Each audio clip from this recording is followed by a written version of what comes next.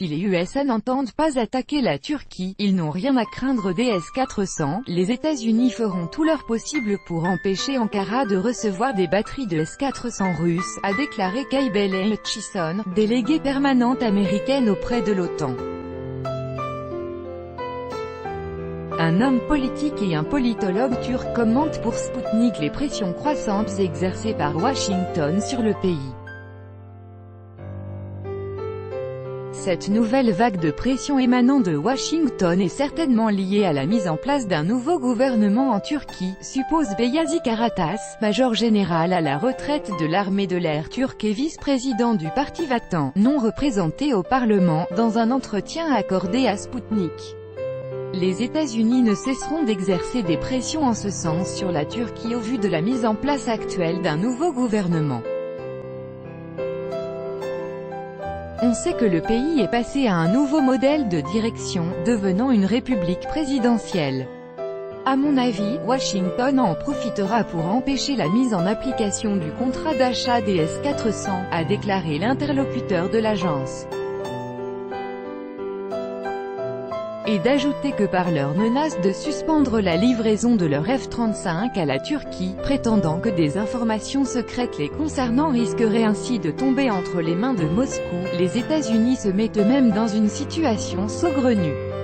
La Chine, par exemple, a depuis longtemps reçu toutes les informations nécessaires sur les F-35 américains et en a élaboré son propre modèle, le J-31, a-t-il expliqué.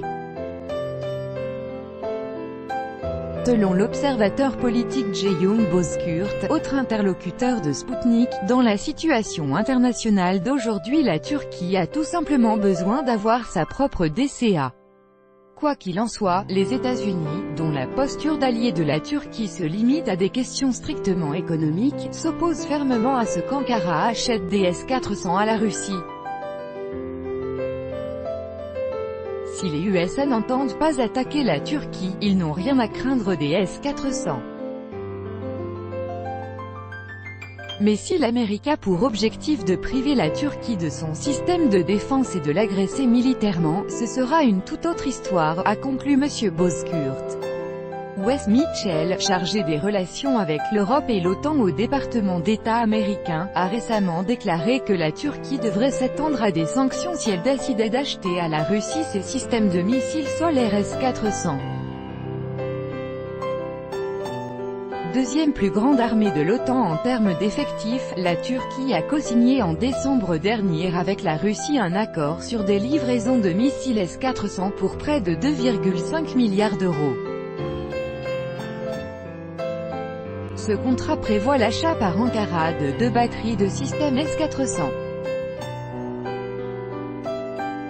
Les deux pays se sont mis d'accord quant à une coopération technique dans ce domaine qui permettrait à la Turquie de produire des missiles solaires sur son propre territoire.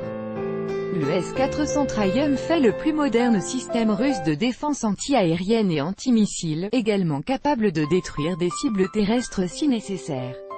La portée des missiles équipant les S-400 dépasse les 400 km et ils peuvent atteindre une altitude de 30 km.